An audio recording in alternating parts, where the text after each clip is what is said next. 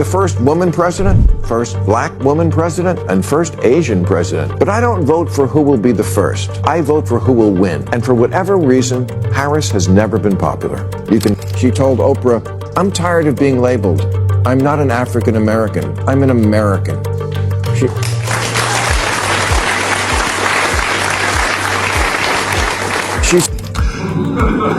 America is so partisan now that even when there's a disaster of any kind, so many people choose to defend their own team, even over death. A lot of Democrats in this one-party state this week went right to, "Don't blame politicians, you can't do anything about the wind," which is exactly half true. Kamala Harris released an 81-page book outlining her economic policy because you know how women like to go on and on and on. Bill Maher just sent shockwaves through the Democratic Party, and the last 26% of their base could be slipping away fast. On his latest podcast, Maher didn't just hint at his frustrations with the far left. He went all in, calling them out on live TV with zero hesitation. But the real jaw-dropper? His unfiltered take on Kamala Harris and the congresswomen eyeing a presidential run. His words were blunt, brutally honest, and the last thing the left wanted to hear. He has his problems. Liberals are furious at Elon, so they are burning Teslas. Have you seen this? All sorts of demonstrations. Burning Teslas. I tell you, those two astronauts who were up in space for 9 months and just got back, they must be like, wait, the liberals hate Tesla now?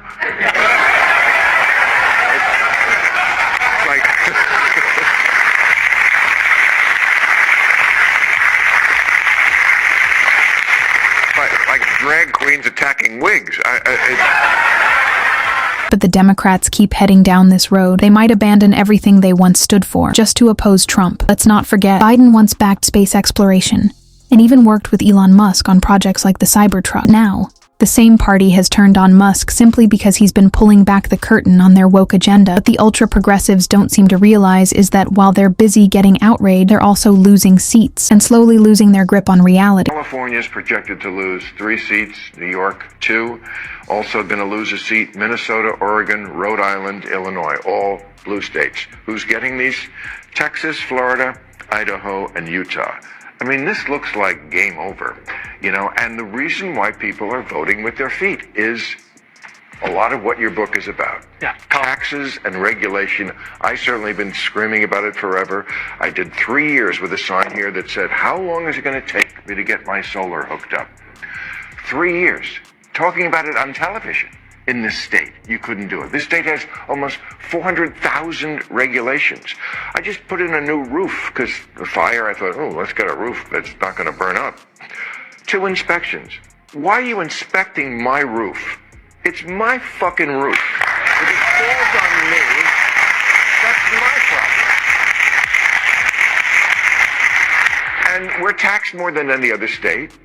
People are leaving these kind of states for places where they're not, they feel the heavy breath of government on them. It's not that hard for Democrats to understand. He's out here speaking his mind, calling out the chaos, and dismantling the woke wing of the Democratic Party all at once. And honestly, the fact that they're losing seats might be the best news the right has had in a long time. Let's be real. The Democrats have shifted from problem solving to playing a non-stop blame game, more focused on attacking the right than actually helping the people. But this time, their tactics aren't landing. Bill is exposing the truth live on air, point after point, and the wildest part, they still don't seem to get. In the shoes of somebody who doesn't follow politics that closely, and they're the Venezuelan gang members. Why are we even arguing about this? They shouldn't be in this country. This guy's finally doing something about it. He's kicking them out. And one judge told him to stop. Well, what law is this? That any judge anywhere can, I don't know why I'm using that accent. I went into my stupid voice, but why is it that one judge anywhere can say, a president can't do this? I mean, that's something that's a little abstruse to a lot of people. Look, I think you can make the argument. The question is, can you get to where people are listening to the argument? The thing about the election, the thing about politics right now, is Donald Trump wins people who don't like to think about politics, right? That's very, very clear in all the polling. If you follow the news, you voted for the Democrats, by and large. If you don't follow the news, you voted for him. And I'm not saying that that means that people who voted for him are less smart or anything like that, but the problem the Democrats have, the problem that Andrew's argument has, that my argument has, that your argument has, is how do you reach people? It's not even really, I think, that the problem is people hear that the Venezuelan gang members are being deported and what is the judge's power over this? They don't hear about it at all, oftentimes. If you really listen to what he said, he accidentally let the truth slip, admitting that the mainstream media is packed with lies and nonsense. He even acknowledged that Trump supporters don't buy into the media's. MAGA supporters do follow the news. They just don't blindly swallow whatever's trending like woke liberals do. They think critically, ask questions, and dig deeper. And if he actually looked at the data, he'd see that Republicans consistently score higher on political knowledge tests than Democrats. That's exactly why the left keeps losing. They're trapped in an echo chamber. First woman president, first black woman president, and first Asian president. But I don't vote for who will be the first. I vote for who will win. And for whatever reason, Harris has never been popular. You can count the number of delegates she won in the 2020 primaries on one hand, as long as that hand has no fingers. In 3 years as vice president, she's been quieter than an electric car. And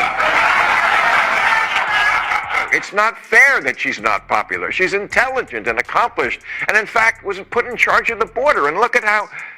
Okay, bad example. And that was Bill Maher on Kamala Harris. We all know he voted for her, but now even he sees the Democrats are stuck. And it's becoming painfully obvious. She even tried to boost her image with a book. But let's be real, no one's taking it seriously. Kamala Harris released an 81-page book outlining her economic policy because you know how women like to go on and on and on. I'd bet money. The book starts with something like, I grew up in a middle-ass neighborhood, and ends with one of her classic word salads, unburdened by what has been, so as not to be burdened by what will be. Nothing has changed, yet somehow they still think they have a shot at winning the next presidency. She told Oprah, I'm tired of being labeled. I'm not an African American. I'm an American.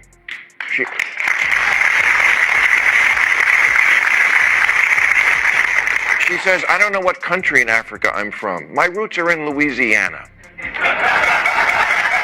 And you don't have to agree with that. But it's a point of view a lot of people have.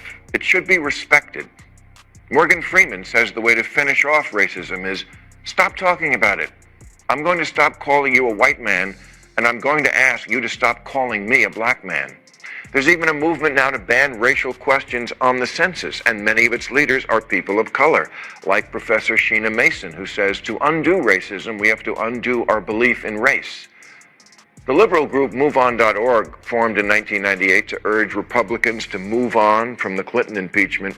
Today's Democrats should move on from identity politics. It's not working. Maher has had enough. On his latest podcast, he practically gave the woke crowd a reality check, telling them straight up, it's time to change and drop their divisive, race-obsessed mindset. But let's be honest, we all know that's never going to happen. Instead of self-reflecting, they double down on the same tired playbook, obsessing over two people, Trump and Elon. Rather than fixing their own mess, they spend 24/7 trying to make them look bad, because that's just easier. Because I feel like this is a disaster for the Democrats. Because Trump today said he wants Biden to apologize. Because it looks like Biden is adopting his policy. This does not look good for the Democrats. Also, they look like sanctuary city hypocrites. They were the ones who said, look, we're the compassionate people. Everybody should get a shot here. And then when they started sending, the quotes from Eric Adams, this is the mayor of liberal New York, this issue will destroy our city. The governor, if you're going to leave your country, go somewhere else. Keep walking. Is from the governor of New York. They put out a flyer, New York City Now, says New York is one of the most expensive cities in the world. You are better off going to a more affordable city. Come on, Bill. These people don't just look like hypocrites. They are hypocrites. And if they keep going down this road, nothing's going to change. They'll keep spiraling, convincing themselves they're winning while everything crumbles around them. It's always easy to sound smart and progressive when you're spending someone else's money, but the second it hits their own wallet, suddenly they start sounding a lot more conservative. Drop your thoughts in the comments.